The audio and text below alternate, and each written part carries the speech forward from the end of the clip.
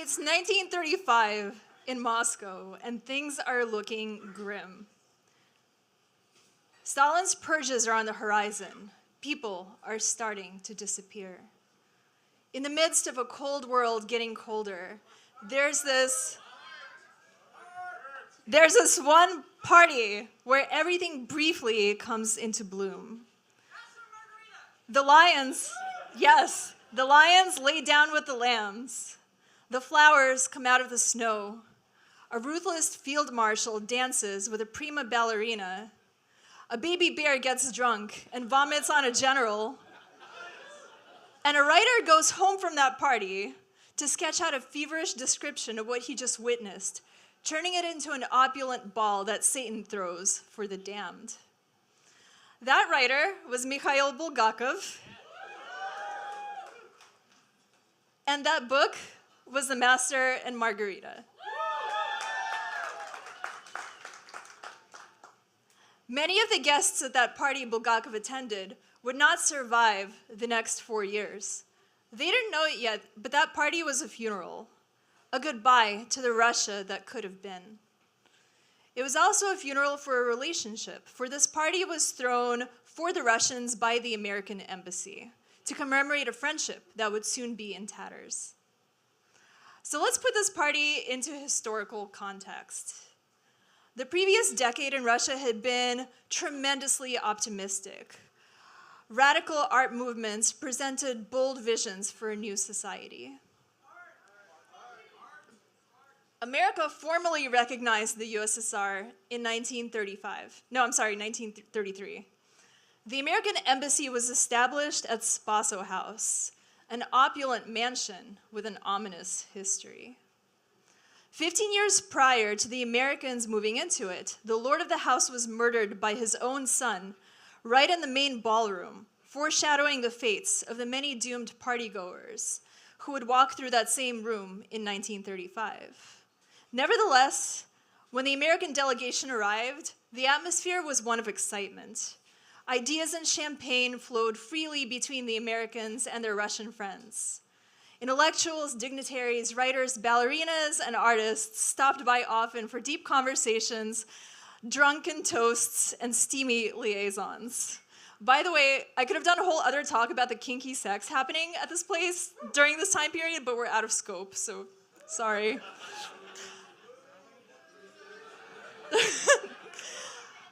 Diplomat George Kennan, who later became one of the chief architects of the Cold War, remembered this honeymoon era fondly. It was a wonderful and exhilarating time of uproariously informal parties, an example of what Soviet-American relations might, in other circumstances, have been. All of that abruptly ended on December 1st, 1934, 5 months before our party. That day, Stalin's close friend Sergei Kirov, a Bolshevik leader, was assassinated. The event unleashed Stalin's paranoia. That same night, Stalin pulled down the Iron Curtain, and the purges began. Immediately, there was a chilling effect at the embassy. The social gatherings came to a halt. Who the Americans were now allowed to socialize with and when was now rigidly controlled.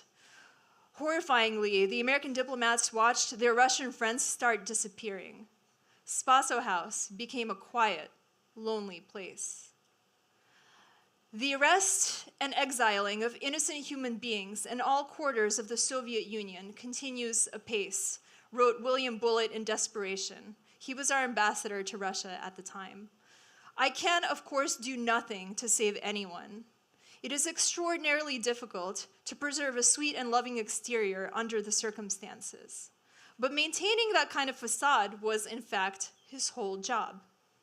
To fight back against the nightmarish atmosphere gripping the country, the ambassador conceived of a grand ball celebrating the arrival of spring. Arrange a party, he telegraphed his subordinates. The sky's the limit. They called their party the Spring Festival of 1935. The guest list was a who's who's of Moscow's top officials, artists, and intellectuals. Pretty much everyone important other than Stalin himself attended. No one ever explicitly states in any memoir or letter why they felt compelled to organize this exact party at that moment in time. But reading between the lines, I have 3 theories. So number 1, Ambassador Bullitt was on his way out and he wanted to go out with a bang. Number 2, the Americans wanted to see as many of their friends as possible before they got disappeared in the purges. Sad, but it's theory. And 3, the Americans had hoped that the party would kind of de-escalate the growing tension and paranoia of that time period. Perhaps the goal was to kind of shift us onto another timeline, one in which the purges never happened. Whatever his motives, Bullitt entrusted the party's creative direction to Irina Wiley, the embassy's first lady. A talented sculptor and painter, she had a lot of prior experience putting together weird art school parties on shoestring budgets. With no financial constraints, her vision for this party was truly extraordinary. The color scheme for the party was green, white, and gold. Irina Wiley envisioned gold trees, white tulips, white lambs with gilded horns and hoofs, and white roosters in gold and glass cages. None of this went as planned. Ordering 1,000 tulips from Finland resulted in a mix-up. They received cut flowers instead of potted ones. Cold storage saved the tulips in time for the party, but they were really afraid the flowers were going to die before the party even started. Spring was late that year, and trees outside were bare, so they grew birches in a bathtub at the embassy. The saplings finally sprouted leaves the day of the party. Hold on. They wanted lambs for this party, but the collective farm sent them 6 large, smelly sheep. Irina shampooed and perfumed them in the embassy's tiny bathroom, but to no avail. In the end, the sheep were swapped out for baby goats. They actually built a 60-foot grass-covered table that concealed tiny electric fans that made the flowers on the table sway as if in a gentle breeze. They borrowed 100 zebra finches from the Moscow Zoo and displayed them in gilded fishnets adorning the marble ceiling. At the ball's commencement, 500 guests were dazzled by immersive projections. Walls bloomed with flowers, shining stars adorned the high-domed ceiling, and multicolored spotlights illuminated the balcony.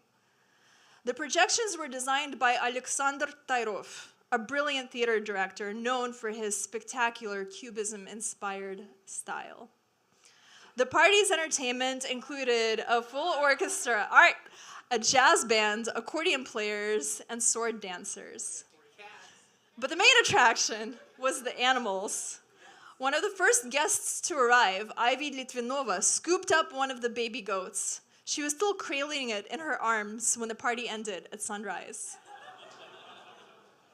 The most popular creature at the party was a bear cub the size of a house cat still nursing from a bottle of milk.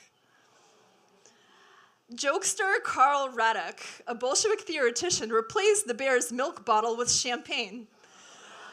The bear took a few sips, hurled the bottle in disgust, and began to cry. General Yegorov, the Red Army's chief of staff, took the bear in his arms and burped him, causing the bear to vomit all over his uniform and his medals. The general barked angrily, "Is this an embassy or a circus? Soviet generals are not accustomed to being treated like clowns." He left Spaso House in a huff, saying, "This is the last time I will ever walk through this door." He came back an hour later, sporting a new uniform, and partied till dawn.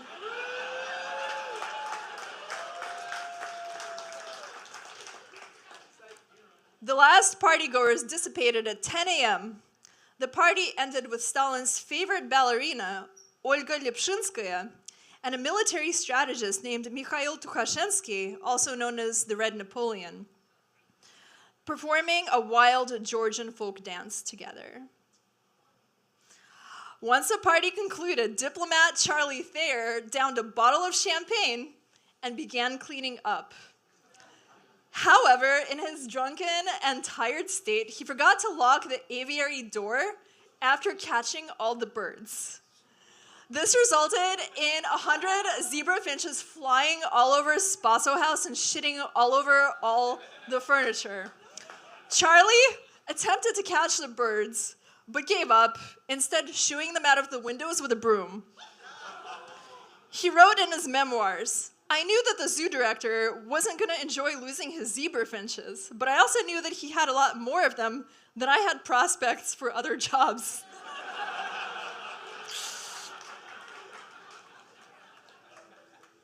So, what was the legacy of this ball? How did history remember it? Well, you know what they say, it's all fun and games until you realize that a totalitarian dictator has been waging a reign of terror against his own people and that you're all about to turn on one another. Here's how historian Alexander Etkind described the spring ball of 1935. The future victims drank, danced, and flirted together with their executioners, many of whom would later also perish. The guy that got the bear drunk, he was accused of treason and died in a labor camp 2 years later. The guy who the bear vomited on, he presided over the show trial of the guy who closed out the party with the dance, and then they were both executed. The theater director who designed all those projections, he was sent to Siberia. Ambassador Bullitt left Russia a year later and, like George Kennan, became one of the USSR's harshest critics. Bulgakov survived, but he never lived to see his novel published. Like all great works that spoke truth to power, it remained banned in the Soviet Union for decades to come. The Master and Margarita remains, I love how you guys only say art when it's real artists and not Midjourney, so thank you. Well done. The Master and Margarita remains one of the most enduring works of Russian literature. It's a story about how the devil comes to Moscow in the 1920s to fuck shit up. In the book, he throws a party called the Spring Ball of the Full Moon. The gates of hell open up, and history's most notorious poisoners, prison guards, executioners, informers, traitors, madmen, alchemists, and seducers are resurrected for one debaucherous night. The ballroom is decorated with tulips, and the guests party with witches and demons in an opulent bacchanal that feels like a cross between The Great Gatsby and Eyes Wide Shut. One of the core themes of The Master and Margarita is that history comes in cycles, and that good and evil can be understood in terms of courage and cowardice. History does, indeed, seem to repeat itself. Once again, The Master and Margarita is being censored in Russia. This time, it's a film adaptation that was supposed to come out last year, but it's been shelved in part because the director spoke out against the war in Ukraine. But unlike petty tyrants, manuscripts don't burn.